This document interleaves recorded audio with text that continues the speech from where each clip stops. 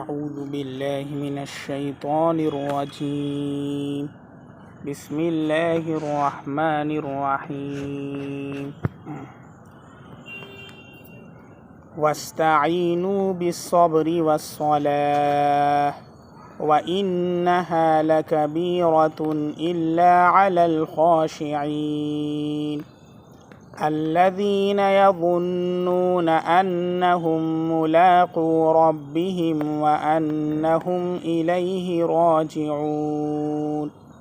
يا بني إسرائيل اذكروا نعمتي التي أنعمت عليكم وأني فضلتكم على العالمين.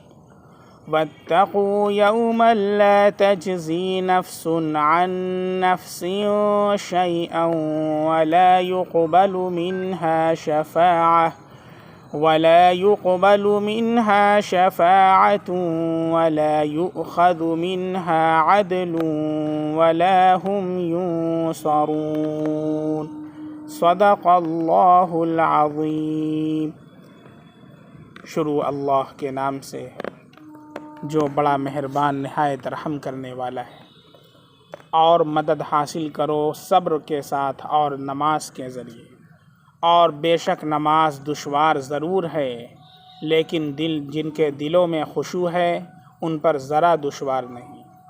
خاشعین وہ لوگ ہیں جو اس بات کا یقین رکھتے ہیں کہ وہ اپنے پروردگار سے ملنے والے ہیں اور اس بات کا یقین رکھتے ہیں کہ وہ اپنے رب کی طرف لوٹ کر جانے والے ہیں. اے بنی اسرائیل، یاد کرو میری اس نعمت کو جو میں نے تمہارے اوپر کی اور میں نے تمہیں سارے جہان والوں پر فضیلت عطا فرمائی. اور ڈرو اس دن سے لا تجزی نفس عن نفس شیئا، جس دن کوئی نفس کسی نفس کے بدلے کوئی چیز نہیں دے گا اور نہ ہی اس کی طرف سے کوئی شفاعت قبول کی جائے گی اور نہ ہی اس کی طرف سے کوئی فدیہ لیا جائے گا اور نہ ہی ان کی مدد اور حمایت کی جائے گی. یہ سورۃ البقرہ کی آیت نمبر 45، 46، 47 اور 48 آپ کے سامنے پڑھی گئی. گزشتہ ہفتے آپ کے سامنے جو آیات تلاوت کی گئی تھیں اس میں یہ بات آئی تھی کہ اتأمرون الناس بالبر وتنسون انفسکم وانتم تتلون الکتاب. بنی اسرائیل کے جو علماء تھے، جو توریت کا علم رکھتے تھے، تو وہ خود لوگوں کو حکم دیا کرتے تھے، اچھی باتوں کا اور بری باتوں سے منع کرتے، لیکن اچھی باتوں کا حکم دیتے اور اپنے آپ کو بھول جایا کرتے تھے. خود قرآن کریم کی تلاوت کرتے، توریت کی تلاوت کرتے اور اپنے آپ کو فراموش کر دیا کرتے تھے. تو اس کے اوپر قرآن کریم نے نکیر فرمائی ہے کہ آخر ایسا کیا ہے کہ خود تو عمل نہیں کرتے اور لوگوں کو کہتے ہو. لہذا مسئلہ یہ نکلا کہ جب عمل کرے تو پھر نصیحت اثر انداز ہوتی. نصیحت کرنا بغیر عمل کے اس سے منع نہیں کیا جائے گا، لیکن نصیحت اگر عمل کے ساتھ ہو تو یہ اثر انداز ہوتی ہے اور اس سے سامعین کے اوپر بھی اثر پڑتا ہے. دوسری چیز جو بتائی گئی کہ اللہ نے فرمایا صبر اور نماز سے مدد حاصل کرو، تو یہ دو بیماریوں کا علاج بتایا ہے جو اکثر انسانوں کے اندر بھی پائی جاتی ہیں، حب جاہ کی بیماری اور حب مال کی بیماری. تو حب مال کی جو بیماری ہے اس کا علاج بتایا صبر سے کرو، اور حب جاہ کی جو بیماری ہے اس کا علاج بتایا نماز سے کرو. مال کی محبت جب دل کے اندر پیدا ہوتی ہے تو اس سے بہت سی بیماریاں جنم لیتی ہیں. دنیا کے اندر جو فرسٹ ورلڈ وار اور سیکنڈ ورلڈ وار ہوئی ہے، اگر آپ اس کے پیچھے بیک گراؤنڈ دیکھیں گے تو حب مال اور حب جاہی نظر آئے گی. جتنے لڑائی جتنے جھگڑے ہوتے ہیں ان کے پیچھے حب مال اور حب جاہ. بھائی بھائی کے اندر لڑائی ہو گئی، قتل تک نوبت آ جاتی ہے. آخر کیا وجہ ہے بھائی؟ وہ ایک بالشت زمین پر قبضہ کرنا چاہتا ہے چھوٹا بھائی اور بڑا بھائی دینا نہیں چاہتا ہے. حب مال اور حب جاہ، یا پھر اقتدار کی ہوس ہوتی ہے کہ ہم اقتدار حاصل کر لیں، ہم حکومت کے اندر آ جائیں، پھر اس کے لیے بھی بڑی لڑائیاں ہوتی ہیں۔ تو ان دونوں کا علاج اللہ نے بتا دیا کہ مال کی جو محبت آتی ہے اس کے ذریعے سے خواہشات جنم لیتی ہیں۔ پھر انسان کیا سوچتا ہے کہ میں اتنے مالے کی بلڈنگ بنواؤں گا، میں فلاں جگہ پر زمینیں خریدوں گا، میں اتنی کاریں اور گاڑیاں لوں گا۔ یہ جو خواہشات ہیں، ان خواہشات کو صبر کچل دیتا ہے۔ صبر کے معنی کنٹرول یور سیلف، اپنے آپ پر کنٹرول۔ صبر کا مطلب صرف یہ نہیں کہ کسی کا انتقال ہو گیا تو کہیں گے صبر کرو۔ صبر کے 3 معنی اس سے پہلے بتائے گئے۔ صبر کے 3 معنی، ایک ہوتا ہے صبر علی الطاعت، عبادت کے اوپر صبر کرنا۔ جیسے ٹھنڈی ہے، فجر کی نماز میں آپ کو مسجد آ کر نماز ادا کرنا ہے، ایک تو لحاف سے نکلنے کا دل نہیں کر رہا، پھر ٹھنڈا ٹھنڈا پانی ہے، اور اگر غسل واجب ہے تب تو سونے پر سہاگا، پھر کیا کریں گے؟ ایک تو یہ کہ اپنی بیوی کو چھوڑنا، پھر لحاف کو چھوڑنا، پھر اس کے بعد غسل واجب ہے تو غسل کرنا ٹھنڈے پانی سے، نہیں تو کم سے کم وضو کرنا، پھر اس کے بعد مسجد تک آنا، اتنے ساری نیند تو اڑ جائے گی، اور پھر نماز ادا کرنا۔ اسے کیا کہتے ہیں؟ صبر علی الطاعت۔ یہ کیا ہے؟ صبر علی الطاعت۔ 1 کروڑ کا کاروبار ہے، اللہ کا حکم ہے 2.5% زکوٰۃ میں نکال دینا ہے، 2.5% زکوٰۃ میں نکال دینا ہے۔ اب انسان کو بڑی محبت لگتی ہے، ارے اتنی محنت سے میں نے کمایا ہے، اب میں کیسے نکال دوں؟ صبر علی الطاعت، اللہ کا حکم ہے، صبر کرنا ہے، یہ صبر علی الطاعت کہلاتا ہے۔ بات سمجھ میں آ رہی ہے؟ عبادت کے اوپر، طاعت کے اوپر صبر۔ صبر کی دوسری قسم ہوتی ہے صبر علی المعصیت، نافرمانی کے اوپر صبر۔ جا رہے ہیں، دوشیزہ سامنے سے جا رہی ہے، دیکھنے کا بہت دل کر رہا ہے، دیکھنے کا بہت دل کر رہا ہے، لیکن صبر کرنا ہے، نہیں دیکھنا ہے۔ کیوں؟ اللہ کا حکم ہے۔ اس کو کیا بولتے ہیں؟ صبر علی المعصیت، معصیت پر صبر کرنا۔ زنا کرنے کی طبیعت چاہ رہی ہے، ہر طرف سے دروازہ بھی کھلا ہوا ہے اور کر بھی سکتا ہے، ہر طرح کے آپشنز موجود ہیں، لیکن صبر علی المعصیت، معصیت پر صبر کرنا۔ حضرت یوسف علیہ السلام کو کون دیکھ رہا تھا؟ 7 دروازوں کے اندر بند تھے، اور زلیخا نے تو سب بند کروا دیا تھا۔ صبر علی المعصیت، معصیت پر صبر کرنا ہے۔ کچھ نوجوان وہ ہیں جن کا نکاح نہیں ہوا ہے، تو دل کرتا ہے تو ہینڈ پریکٹس کرتے ہیں، مشت زنی جسے بولتے ہیں، اپنی صحت کو بھی خراب کرتے ہیں، اپنی جوانی کو بھی خراب کرتے ہیں، اور پھر ہمیشہ کے لیے ان کو بیمار ہو جاتے ہیں۔ کچھ تو ایسے ہوتے ہیں جو ہمیشہ کے لیے عنین ہو جاتے ہیں۔ عنین کسے کہتے ہیں؟ نامرد کو۔ پوری زندگی روتے ہیں، پھر حکیموں کا علاج کرتے پھرتے رہتے ہیں۔ اگر صبر علی المعصیت کر لیں تو اس کی نوبت ہی نہ آئے۔ گناہ نافرمانی کے اوپر کیا کرنا ہے؟ صبر کرنا، کنٹرول کرنا ہے، نفس کو روکنا ہے۔ اور ایک ہوتا ہے صبر علی المصیبت، مصیبت پر صبر کرو۔ کسی کا انتقال ہو گیا، جزا فضا نہ کرو، مار دھاڑ نہ کرو، چہرے پر نہ مارو، غریبان نہ چاک کرو۔ اللہ کے نبی کا ارشاد ہے لیس منا، وہ ہماری جماعت میں سے نہیں ہے، من ضرب الخدود، جو رخساروں پر مارے، وشق الجیوب، غریبان کو پھاڑے، ودعا بدعوى الجاہلیہ، زمانے جاہلیت کی طرح بیان کر کر کے روئے، ہائے اللہ کاہے اٹھا لیو۔ اللہ کی امانت تھی، اللہ نے لے لیا، اور پہلے اللہ تعالیٰ لے لیتا تب کیا کرتے؟ اللہ کی امانت تھی، اللہ چاہتا تو اور پہلے لے لیتا۔ یہ تو اللہ کا احسان ہے کہ اللہ نے اتنے دن تک ہمارے پاس رکھا۔ ابھی ایک صاحب کی والدہ کا انتقال ہو گیا تو بہت زیادہ اس پر رو رہے تھے، تو ہم گئے ان کو سمجھایا، ہم نے کہا دیکھیے اللہ کا شکر ادا کیجئے کہ اللہ نے اتنے دن تک آپ کو خدمت کی توفیق عطا فرمائی، اور آپ نے جنت خریدا، اپنی والدہ کی بڑی خدمت آپ نے کیا ہے۔ اللہ کی امانت تھی، اللہ نے جب چاہا آپ کے پاس رکھا، جب چاہا تو لے لیا۔ اس کو بولتے ہیں رضا بالقضا. کیا بولتے ہیں؟ رضا بالقضا. اللہ کے فیصلے پر راضی رہنا، یہ بھی ایمان کا حصہ ہے. رضا بالقضا، اس پر جزا فضا کرنا، اس کو ایکسیپٹ نہ کرنا، اس کو تسلیم نہ کرنا، چلانا چیخنا، یہ رضا بالقضا نہیں ہے، پھر ایمان کامل نہیں. بات سمجھ میں آ رہی ہے؟ تو ہم لوگ صبر کی صرف ایک قسم جانتے ہیں، صبر علی المصیبت، اور بقیہ صبر علی الطاعت، صبر علی المعصیت، صبر علی المصیبت، یہ تینوں قسمیں ہیں. اس کو اچھی طرح سمجھیں. اور صبر جو ہے پوری زندگی پر حاوی ہے، ہر شعبے پر آپ کو صبر کرنا ہے، ایک ایک قدم پر آپ کو صبر کرنا ہے. بیوی آپ کی ہے، آپ کے کپڑے دھلتی ہے، وہ آپ کی دھوبن ہے. آپ کا کھانا بناتی ہے، آپ کی چیف ہے. اور آپ کے گھر میں جھاڑو لگاتی ہے، آپ کے گھر کے اندر صفائی ستھرائی کرتی ہے، آپ کے بچوں کو دودھ پلاتی ہے، آپ کے بچوں کا خیال رکھتی ہے، وہ دائی بھی ہے. سب چیز آپ کی برداشت کرتی ہے. ذرا سا اونچا بول دے تو اس کو آپ برداشت کر لیجیے،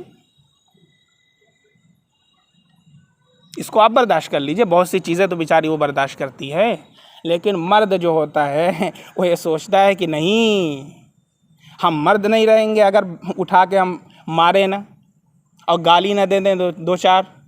اس کو مردانگی سمجھتے ہیں، جبکہ یہ میرے نزدیک نامردانگی. جو مرد اپنی بیویوں کے اوپر چلاتے ہیں، حقیقتاً آپ جب دیکھیں گے تو بہت ڈرپوک ہوتے ہیں. معاشرے میں سب سے بزدل انسان وہ ہوتا ہے جو اپنی بیوی پر چلاتا ہے. اس کا تو شکر ادا کرنا چاہیے آپ کو، اس کے لیے گفٹ لے کر کے جانا چاہیے کہ وہ اتنے لوگوں کا کام اکیلے آپ کے لیے کرتی.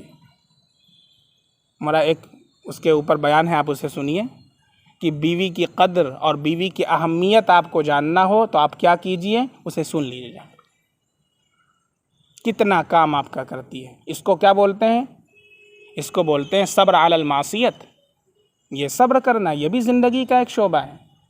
اور اللہ کیا کہتا ہے؟ ان اللہ مع الصابرین، اللہ صبر کرنے والوں کے ساتھ ہے. تو خالی موت پر صبر کرنے والوں کے ساتھ نہیں ہے، زندگی کے ہر شعبے میں صبر کرنے والوں کے ساتھ.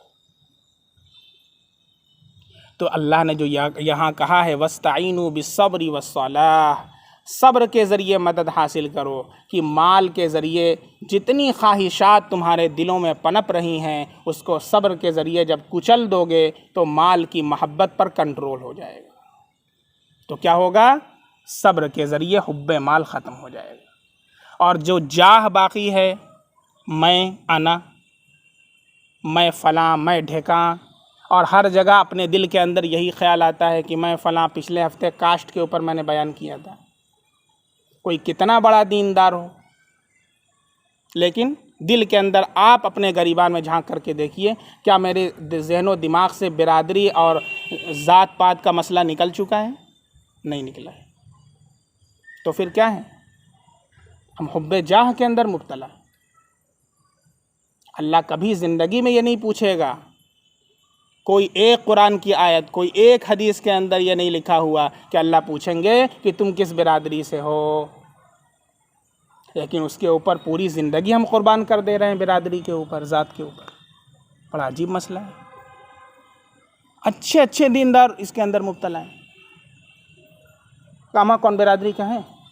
او نائی ہے سروا. اس طرح کی بولیاں کون بولتے ہیں جو پہلی صفوں میں نماز پڑھنے والے ہیں؟ ابھی آپ کو دین کی ہوا تک نہیں لگی. اسلام تو بہت دور، کوسوں دور کھڑا ہے. ایمان کوسوں دور کھڑا ہے اور آپ یہاں کھڑے ہیں. اگرچہ کہنے کے لیے آپ دیندار ہیں، لیکن اللہ کی فہرست کے اندر دینداروں کی فہرست میں نام نہیں ہے. کیونکہ ہمارے ذہن و دماغ کے اندر ذات پات کے جراثیم پائے جا رہے ہیں. ایمان ایک رشتہ ہے جس کی وجہ سے امت کو جوڑا جاتا ہے. کنتم خیر امت اخرجت للناس، امت کا لقب دیا ہے. اسلام اور رشتہ ایمان کو دیکھا گیا ہے، کہیں پر ذات اور برادری کو نہیں دیکھا گیا ہے. اور اگر اس وجہ سے ہم کسی کو کسی پر ترجیح دیتے ہیں، یا کسی سے محبت کرتے ہیں، یا کسی سے دوری اختیار کرتے ہیں، تو یاد رکھیں کہ ہم اللہ کے نبی کی اس حدیث کو ٹھکرا دیتے ہیں جس میں اللہ کے نبی کا ارشاد ہے کہ جس نے 4 کام کیا وہ جنت میں داخل ہوا. من احب للہ، اللہ کے لیے محبت کیا، برادری کی وجہ سے نہیں، کس کی وجہ سے؟ کیونکہ وہ اللہ والا ہے، وہ تقوی والا ہے، وہ اللہ سے ڈرنے والا ہے، وہ اللہ کے خوف و اللہ کی خشیت رکھنے والا ہے، اس لیے میں اسے محبت کرتا ہوں۔ من احب للہ، جس نے اللہ کے لیے محبت کی۔ اب آپ دیکھ لیں کہ ہماری محبتیں کن بنیادوں پر ہیں؟ اغراض کی بنیادوں پر، ذات پات کی بنیادوں پر، خوبصورتی کی بنیاد پر۔ کس وجہ سے ہے خود دیکھ لیں۔ اللہ کے لیے اگر محبت ہے تو پھر وعدہ ہے، غیر اللہ کے لیے تو پھر وعدہ نہیں۔ پھر فرمایا من احب للہ وابغض للہ، اللہ کے لیے دشمنی کی۔ آج ہم دیکھیں اٹھا کر کے اپنی زندگی کا جو ورق ہے وہ پیچھے سے الٹیں اور دیکھیں کس کس سے ہماری دشمنی ہے، پھر سوچیں کس وجہ سے ہے۔ اس وجہ سے ہے کہ انویٹیشن کارڈ نہیں دیا تھا، اس وجہ سے آج تک ناراض ہیں۔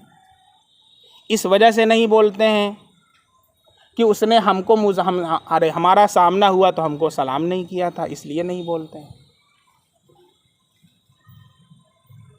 یہ ساری وجوہات پر آپ غور کریں گے تو معلوم ہوگا کہ جس سے دشمنی ہے وہ ساری دشمنیاں غیر اللہ کی وجہ سے ہیں، اللہ کی وجہ سے نہیں۔ پھر تیسرے نمبر پر وَأَعْطَى لِلَّهِ، اللہ کے لیے دیا۔ جو کچھ دیا کس کے لیے دیا؟ اللہ کے لیے، دکھلاوے کے لیے دیا۔ وَمَنَعَ لِلَّهِ، چوتھی چیز کیا؟ اللہ کے لیے روکا، اگر روکا بھی تو اللہ کے لیے روکا۔ خرچ کرنے سے اس لیے رک گئے کہ فضول خرچی منع ہے، اس لیے رک گئے۔ بٹیا کہہ رہی تھی کہ نہیں والا سوٹ دلا دو جو چل رہا ہے، جس میں اندر کے جسم جھلک رہے ہیں، لیکن اس لیے نہیں دلایا کہ میرا اللہ ناراض ہو جائے گا۔ اگر چار چیزیں پالی گئیں تو پھر اللہ کے نبی کا ارشاد ہے دخل الجنہ، جنت اس کے اوپر واجب ہو گئی۔ تو یہ دونوں چیزوں کا علاج اللہ نے بتلا دیا، ایک حب مال کا اور ایک حب جاہ کا۔ چونکہ نماز کے اندر اللہ کے سامنے ہم اپنی پیشانی کو خم کر دیتے ہیں، اپنا وجود مٹا دیتے ہیں کہ اللہ کے سوا کوئی معبود نہیں، اللہ کے سوا کوئی عظیم ہستی نہیں، ہمارا کوئی وجود نہیں۔ اس لیے ان دونوں کے ذریعے صرف نماز پڑھ لینا اور نماز کے ذریعے اللہ کیا پیغام دینا چاہ رہے ہیں اس کو بھی اپنے ذہن میں رکھنا کہ ہمارا کوئی وجود نہیں، ہماری کوئی ہستی نہیں، ہمارا کوئی بھی ہمارے اندر کی جو بات ہے اس کی وجہ سے کوئی معاشرے کے اندر ایسی بات ہو کہ میری کوئی ہستی ہے، میرا کوئی وجود ہے اور میں ہوں، میں فلاں ہوں، میں ڈھکا ہوں، اس چیز کو ختم کرنا ہے، اس کو بولتے ہیں انا۔ یہ دو چیزوں کا علاج بتلایا اور پھر فرمایا وَإِنَّهَا لَكَبِيرَةٌ إِلَّا عَلَى الْخَاشِعِينَ، نماز دشوار ضرور ہے لیکن جن کے دلوں میں خشوع ہے ان پر کچھ دشوار ہے۔ اب خشوع کے بارے میں کہا گیا تھا کہ اس ہفتے بات کی جائے گی۔ خشوع اور خضوع دو ورڈ آپ کو سننے میں آتے ہیں، ایک ہے خشوع اور ایک ہے خضوع۔ خشوع کسے کہتے ہیں؟ خشوع جو ہے وہ آتا ہے اندر سے، باطنی کیفیت کا نام ہے۔ دل کی وہ کیفیت ہے جس کی وجہ سے انسان اللہ کے خوف اور اللہ کی خشیت کی وجہ سے لرز جائے، کانپ جائے، اس کی آواز دھیری ہو جائے، اس کے اندر، اس کے اعضاء کے اندر، اس کی نقل و حرکت کے اندر کیا ہے؟ اللہ کا خوف پیدا ہو جائے۔ اس کو خشوع بولتے ہیں، جس کا تعلق باطن اور دل سے ہوتا ہے۔ اور خضوع جو ہے اس کا تعلق ظاہر سے ہوتا ہے۔ جیسے نماز کے اندر ہم کھڑے ہیں تو ہماری نگاہ سجدے کی جگہ ہو، رکوع کے اندر ہیں تو ہماری نگاہ پیر کے اوپر ہو، سجدے کے اندر ہیں تو ہماری نگاہ ناک کے اوپر ہو۔ تو یہ جو اعضاء بظاہر جو ہے وہ اعمال کر رہے ہیں، یہ خضوع ہے۔ اور خشوع جو ہے وہ باطن کا نام۔ سنونیم دونوں ایک دوسرے کے لیے بول دیے جاتے ہیں، خشوع کے لیے خضوع بھی بول دیا جاتا ہے، خشوع خضوع کا لفظ بول دیا جاتا ہے۔ تو اس سے مراد یہی ہوتا ہے کہ اللہ کا خوف اور اللہ کی خشیت اپنے اندر پیدا کرے اور اس کے مطابق انسان چلے۔ خشوع خضوع کے ساتھ نماز پڑھنا یعنی اللہ رب العزت نے جیسا حکم دیا ہے اسی طرح پڑھنا۔ اب یہ جو خشوع ہے یہ باطنی حقیقت کا نام ہے، اسی لیے حضرت عمر فاروق رضی اللہ تعالیٰ عنہ نے ایک مرتبہ ایک آدمی کو دیکھا، ایک نوجوان کو دیکھا کہ سر جھکائے ہوئے بیٹھا ہوا ہے، تو آپ نے کہا، اس کے سر کو اٹھایا اور کہا کہ سر کو اٹھا، خشوع دل کے اندر ہوتا ہے۔ کیا مطلب؟ دل اگر خالی ہو اللہ کے خوف اور اللہ کی خشیت سے، اور بظاہر انسان جو ہے وہ خشوع کا ڈھونگ کرے، تو اس سے حضرت عمر فاروق رضی اللہ عنہ نے منع فرمایا۔ اسی طریقے سے حضرت ابراہیم نخعی رحمۃ اللہ علیہ بہت بڑے امام گزرے ہیں، ان کا ارشاد ہے کہ موٹا پہننے، موٹا کھانے اور سر جھکانے کا نام خشوع نہیں ہے۔ خشوع تو یہ ہے کہ تم حق کے معاملہ میں شریف اور رذیل کے ساتھ یکساں سلوک کرو۔ خشوع کیا ہے؟ حق کے معاملے میں تم شریف کے ساتھ بھی اور رذیل کے ساتھ بھی یکساں سلوک کرو۔ کہیں ایسا نہ ہو کہ تمہارے رشتہ داری کا کوئی ہو تو تمہارا پلڑا ادھر جھک جائے، لیکن حق کا معاملہ ہے تو پھر خشوع یہ ہے کہ دونوں کے ساتھ یکساں سلوک کرنا ہے۔ جیسے اللہ کے نبی صلی اللہ علیہ وسلم کے پاس ایک معاملہ آیا اور آپ نے چوری کا معاملہ تھا، آپ نے کہا ہاتھ کاٹا جائے گا، تو پھر لوگوں نے سفارش کروائی۔ حضرت آپ صلی اللہ علیہ وسلم نے فرمایا کہ اگر فاطمہ بنت محمد بھی چوری کرتی تو اس کا ہاتھ محمد کاٹ دیتا۔ اس کو کیا بولتے ہیں؟ خشوع۔ حق کے معاملے میں شریف اور رذیل کے ساتھ یکساں سلوک کیا جائے، اور اللہ نے جو تم پر فرض کیا ہے اسے ادا کرنے میں اللہ کے لیے قلب کو فارغ کر لو۔ اسی کو خشوع کہتے ہیں۔ نماز کو خشوع کے ساتھ پڑھا جائے۔ کیا مطلب؟ نماز جب ہم پڑھنے آئیں تو دنیاوی تفکرات سے اپنے دل و دماغ کو خالی کر لیں۔ نماز بھی پڑھ رہے ہیں، نماز کے ساتھ ساتھ دل و دماغ دوسری جگہ بھی چل رہا ہے، تو یہ خاشعین والی نماز نہیں ہے، بلکہ وہ ایسی نماز ہے جس میں دنیاوی تفکرات بھرے ہوئے ہیں۔ حضرت حسن رضی اللہ عنہ کا ارشاد ہے کہ حضرت عمر رضی اللہ عنہ جب بات کرتے تو سنا کر کے کیا کرتے، جب چلتے تھے تو زور زور سے چلتے تھے، اور جب مارتے تھے تو زور سے مارتے تھے، جبکہ وہ خشوع رکھنے والے تھے اور اللہ کا خوف رکھنے والے تھے۔ تو اس کا مطلب یہ ہوا کہ نفس کے دھوکے کے اندر انسان مبتلا نہ ہو جائے، اور مبتلا ہو کر کے بظاہر جو ہے وہ ایسے اعمال کرے کہ لگے کہ ہم بہت خشوع خضوع کرنے والے ہیں، لیکن دل سے اللہ کا خوف اور اللہ کی خشیت غائب ہو۔ قرآن کریم کے اندر بھی ہم دیکھیں، ایک جگہ اللہ کا ارشاد ہے فَظَلَّتْ أَعْنَاقُهُمْ لَهَا خَاضِعِينَ، ان کی گردنیں جھک گئیں، اللہ کے خوف اور خشیت سے ان کی گردنیں جھک گئیں۔ ایک دوسری جگہ ارشاد ہے وَلَا تَكُن مِّنَ الْغَافِلِينَ، غافلین میں سے مت بنو۔ نماز پڑھنے آؤ تو حضور قلب کے ساتھ نماز پڑھو، غافلین والی نماز مت پڑھو۔ ایک دوسری جگہ ارشاد فرمایا وَأَقِمِ الصَّلَاةَ لِذِكْرِي، نماز میری یاد کے لیے قائم کرو۔ اب اگر ہم دیکھیں کہ ہم اپنی نماز کو اللہ کی یاد کے لیے نہیں قائم کر رہے ہیں، بلکہ نماز کے اندر دنیاوی تفکرات ہیں، تو پھر وہ نماز اللہ کی منشا کے خلاف ہے۔ اگرچہ نماز تو ہو جائے گی، حکم کیا ہے؟ آپ نے رکوع کر لیا، سجدہ کر لیا، قیام کر لیا، تشہد کر لیا، سلام پھیر لیا، تو حکم کیا ہوگا؟ نماز ہو گئی۔ لیکن اس نماز کے جو اثرات مرتب ہوتے ہیں وہ اثرات مرتب نہیں۔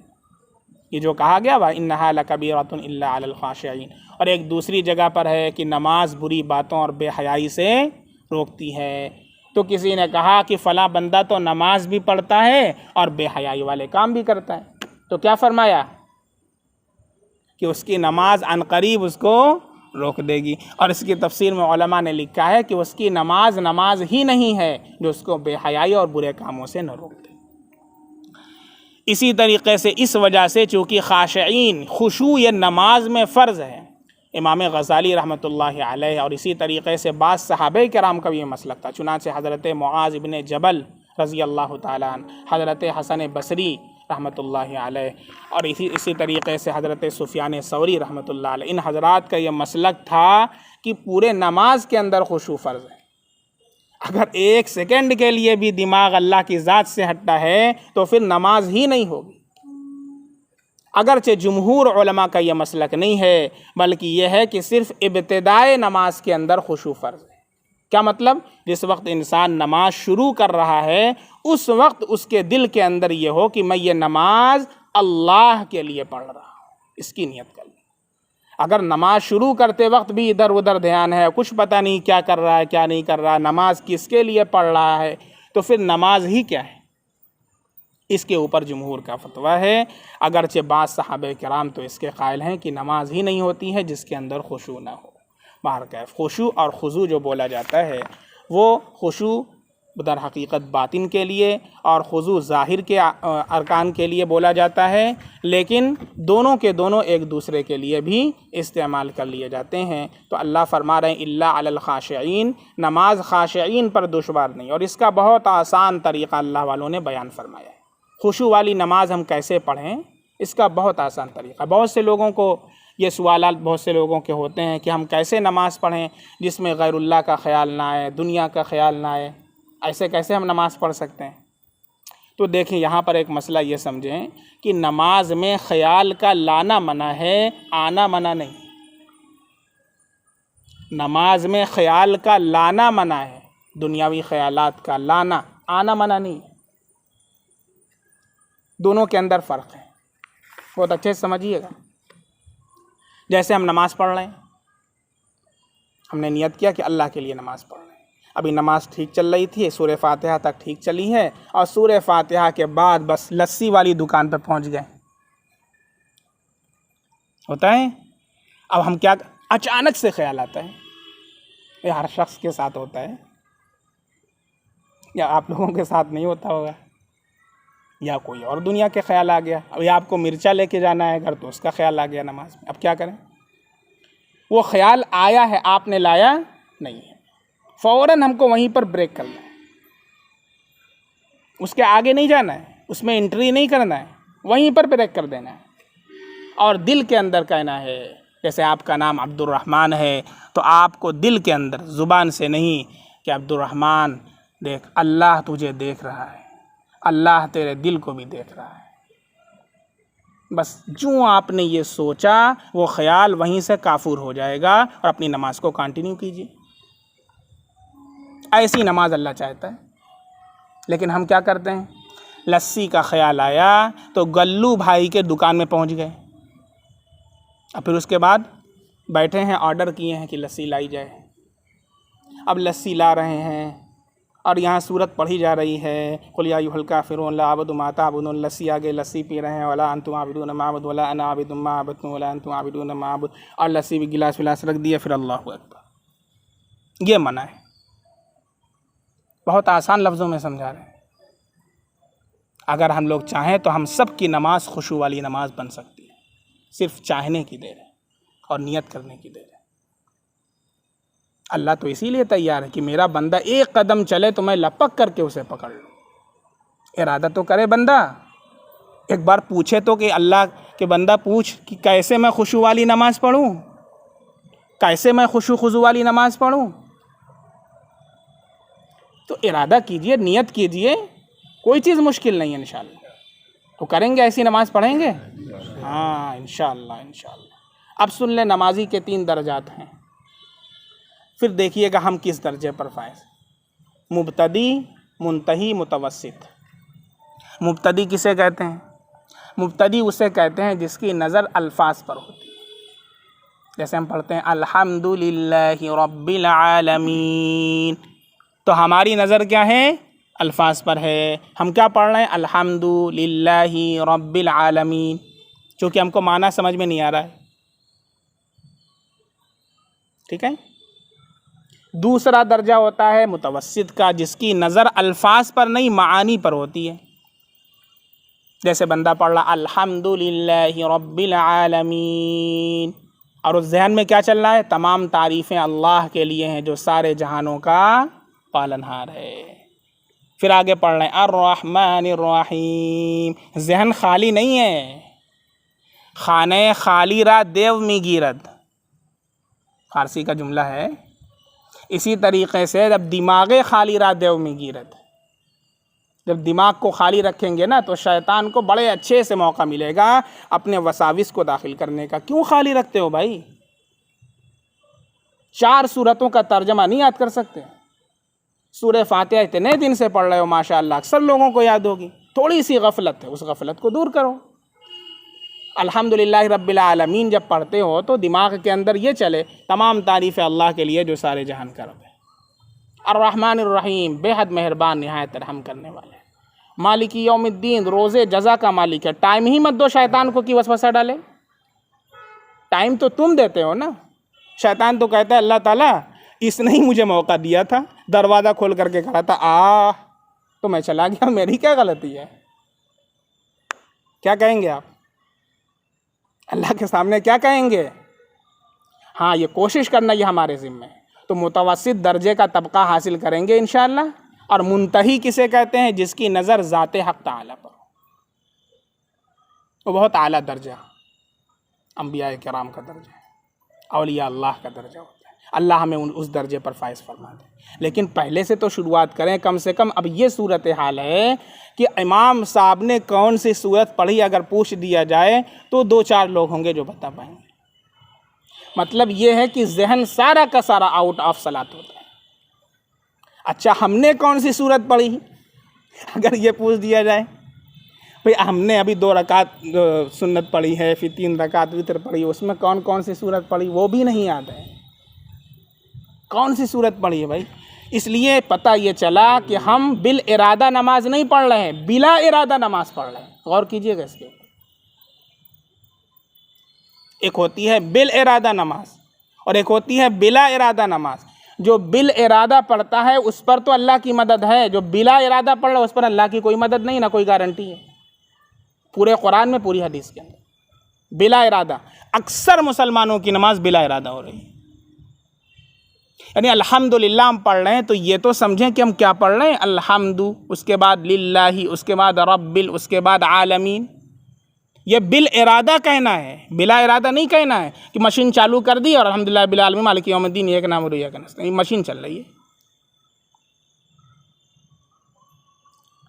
تو خشوع والی نماز پڑھیں گے انشاءاللہ، کوشش کریں گے انشاءاللہ۔ 1 ہفتہ آپ پڑھ کے دیکھ لیجئے، آٹومیٹک آپ کی نماز درست ہو جائے گی انشاءاللہ۔ اور جہاں خیال دنیا کا ہے فوراً بریک، دیکھ اللہ تجھے دیکھ رہا، اللہ تیرے دل کو بھی دیکھ رہا ہے۔ ہمت ہے نہیں؟ دیکھیے اگر یہ آپ ذرا سا کہے اپنے دل سے یہ کہہ کے دیکھیے، اس کے آگے کا خیال آئے گا نہیں، فوراً بند ہو جائے گا۔ اور آپ نے دروازہ کھولا ہوتا ہے تو شیطان اندر سرایت کرتا ہے، جاتا ہے اندر گھستا ہے، پھر آپ کو پورے بازار کی، پوری دنیا کی سیر کراتا ہے، اور پھر کہتے ہیں نماز میں دل نہیں لگتا ہے۔ آج ہی ایک واقعہ پڑھ رہا تھا کہ شیخ یونس جونپوری رحمۃ اللہ علیہ، بہت بڑے اللہ والے گزرے ہیں، محدث تھے، مظاہر علوم سہارنپور کے اندر۔ شیخ یونس جونپوری رحمۃ اللہ علیہ، ان کے پاس ایک بہت بڑے عالم آئے اور انہوں نے کہا کہ حضرت اللہ کو راضی کیسے کروں، اللہ کو راضی کیسے کروں، اللہ مجھ سے ناراض ہے۔ کہ اللہ ناراض ہے؟ کیسے پتہ چلا اللہ ناراض ہے؟ کہ اللہ ناراض ہے کیسے پتہ چلا؟ اس لیے کہ نہ نماز میں دل لگتا ہے، نہ قرآن میں دل لگتا ہے، نماز میں دل نہیں لگتا، بس ایسے ہی پڑھ لیتا ہوں، فارمیلٹی پوری کر لیتا ہوں۔ کہا کہ اچھا، کہا کہ بھائی میں تو بہت چھوٹا انسان ہوں، جا کے بڑوں سے پوچھو۔ کہا کہ نہیں آپ بتائیے۔ تو مراقبے میں چلے گیا، بہت سوچا، پھر اس کے بعد کہا کہ اللہ نے ایک بات دل کے اندر ڈالی۔ کیا بتائیے؟ کیا بات ڈالی؟ کہا اللہ نے قرآن کریم کے اندر ارشاد فرمایا ہے کہ ان کنتم تحبون اللہ فاتبعونی۔ اللہ نے قرآن میں کیا کہا؟ اے نبی کہہ دیجئے ان کنتم تحبون اللہ فاتبعونی، اگر تم یہ چاہتے ہو کہ اللہ سے محبت کرو، اللہ کے محبوب بنو، اللہ کے دوست بنو، تو میری اتباع کرو۔ فاتبعونی، اتباع سنت کو زندگی میں شامل کرو۔ یحببکم اللہ، اللہ تمہیں محبوب بنا لیں گے، اللہ تم سے راضی ہو جائیں گے۔ وَيَغْفِرْ لَكُمْ ذُنُوبَكُمْ، اور اللہ تمہاری خطاؤں کو معاف کر دے۔ اور بالارادہ بھی کرو، بلا ارادہ بھی کرو۔ کہ بلا ارادہ کیسے کریں یہ سمجھ میں نہیں آ رہا ہے کہ جیسے پیاس نہ لگی ہو پھر بھی پانی پیو، اور بیٹھ کر کے پیو اور سنت کے مطابق پیو تاکہ سنت کے اوپر عمل ہو۔ زیادہ سے زیادہ سنتوں کو اپنی زندگی میں شامل کرو اور کوشش کرو کہ میرا کوئی عمل سنت کے اتباع کے بغیر نہ رہے۔ چلے گئے، 1 مہینہ کے بعد آئے، کہا اللہ راضی ہو گیا، بہت خوش، اللہ راضی ہو گیا۔ کہہ رہے بھائی خیریت ہے؟ کہاں اللہ راضی ہو گیا؟ کہ کیسے پتہ چلا؟ کہ نماز میں دل لگنے لگا، تلاوت میں دل لگنے لگا، جی نہیں چاہتا کہ قرآن چھوڑ کر کے اٹھوں، جی نہیں چاہتا کہ اب نماز کو چھوڑ کر کے مسجد سے جاؤں۔ پہلے اللہ ناراض تھا تو نماز پڑھنے کا دل نہیں چاہتا تھا، اب اللہ راضی ہو گیا تو نماز میں دل لگتا ہے، غیر صلاۃ کے اندر دل نہیں لگتا۔ نماز کے باہر جاتا ہوں تو دل یہ کرتا ہے کہ پھر کیسے، کب اللہ بلائے گا، کب جلدی سے پہنچوں اللہ کے دربار میں۔ ہم کو بھی کبھی فکر ہوتی ہے اللہ ہمارا ناراض چل رہا ہے، اللہ ہم سے ناراض ہے، اللہ خوش ہے، اس کی کچھ علامت سمجھ میں آ رہی ہے؟ اپنی اپنی زندگی میں دیکھیں، محاسبہ کریں، اپنا اپنا احتساب کریں گے انشاءاللہ، اکاؤنٹیبلٹی پیدا کریں اپنے، دوسروں کا نہیں۔ آج سب سے بڑا مسئلہ یہ ہے نا کہ ہر انسان پوری دنیا کی اصلاح کے لیے لگا ہوا ہے، اپنے آپ کو بھول گیا ہے۔ جو دعا ہمیں بچپن میں یاد تھی اس دعا کے آگے ہم 1 انچ بڑھنے کے لیے تیار نہیں۔ 40 سال، 50 سال، 60 سال، 70 سال ہو گیا، ابھی کپڑا پہننے کی دعا میں یاد نہیں۔ 80 سال ہو گیا، کپڑا اتارنے کی دعا میں یاد نہیں۔ کیا پڑھتے تھے ہمارے نبی؟ پوچھنا ہی نہیں چاہتے کبھی۔ بس تو پوری دنیا کی اصلاح کر دیں۔ اللہ کے بندے پہلے اپنے تو اصلاح کر، مقصد اپنی اصلاح ہے، اپنے کو تو نے فراموش کر دیا۔ اگر اپنی اصلاح کی فکر نہیں ہے تو پھر سمجھ لیجیے شیطان کا نورانی دھوکہ ہے۔ روزانہ اپنی فکر کرنا اس لیے کہ اللہ میرا حساب لے گا۔ اپنی ذات کے اندر ترقی ہونا چاہیے، اپنی ذات کے اندر پالش ہونا چاہیے۔ ہماری نماز کل ایسی تھی تو آج اتنی ترقی ہوئی ہے۔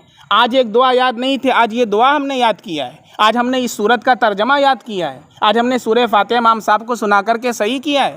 نہیں کریں گے 1 ہفتے میں صحیح کیجئے، 1 مہینے میں صحیح کیجئے۔ آپ کی ڈیوٹی ہے، آپ کی ذمہ داری ہے۔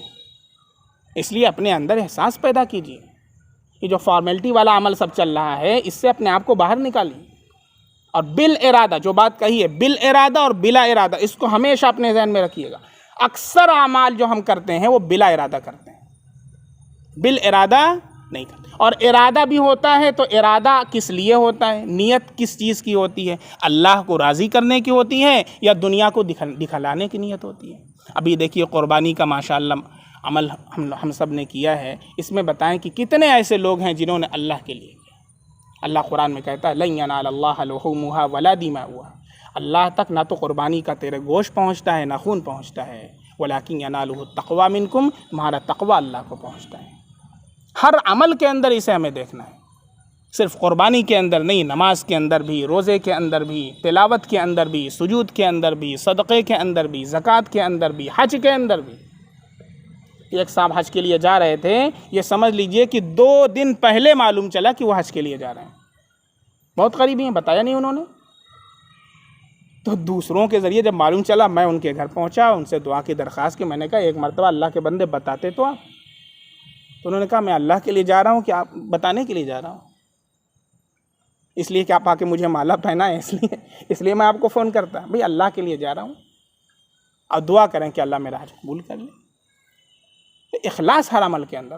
اب پتہ چلا خانہ کعبہ کے پاس کھڑے ہو کر کے سیلفی لے کر کے فیس بک پر اپلوڈ کی جا رہی ہے، اللہ کے گھر کے سامنے کھڑا ہے اور وہاں فیس بک سے سیلفی اپلوڈ کر رہا ہے۔ بتانا کیا چاہ رہے ہیں آپ؟ کس لیے گئے حج کے لیے؟ دکھانے کے لیے کہ دیکھو میں حج کر رہا ہوں، دیکھو میں عمرہ کر رہا ہوں۔ ایک رائی کے دانے کے برابر ثواب نہیں ملے گا۔ اخلاص ہر عبادت کے اندر شرط ہے، اور بغیر اخلاص کے ہر عمل ایسا ہے جیسا کہ بھوسا، اگر اخلاص اور للہیت کو نکال دیا جائے۔ اس لیے ہر عمل کے اندر اخلاص پیدا کرنا ہے، اور شروع کے اندر بھی، بیچ کے اندر بھی، اخیر کے اندر بھی، تینوں جگہ پر ٹٹولنا ہے۔ کبھی ایسا ہوتا ہے کہ شروع میں تو اخلاص ہوا لیکن شیطان ساتھ لگا ہوتا ہے، بیچ عمل تک پہنچتے پہنچتے اخلاص سے فارغ کر دیتا ہے۔ کبھی بیچ کے اندر بھی رہتا ہے، اخیر تک جاتے جاتے اخلاص سے فارغ کر دیتا ہے۔ اس لیے اللہ سے ڈرتے ہوئے کرنا ہے کہ اللہ اخلاص کے ساتھ ابتدا اور اخلاص کے ساتھ اختتام عطا فرما، اور پھر اللہ کا شکر ادا کرنا ہے کہ اللہ تو نے اخلاص کے ساتھ یہ عمل کرنے کی توفیق عطا فرمائے۔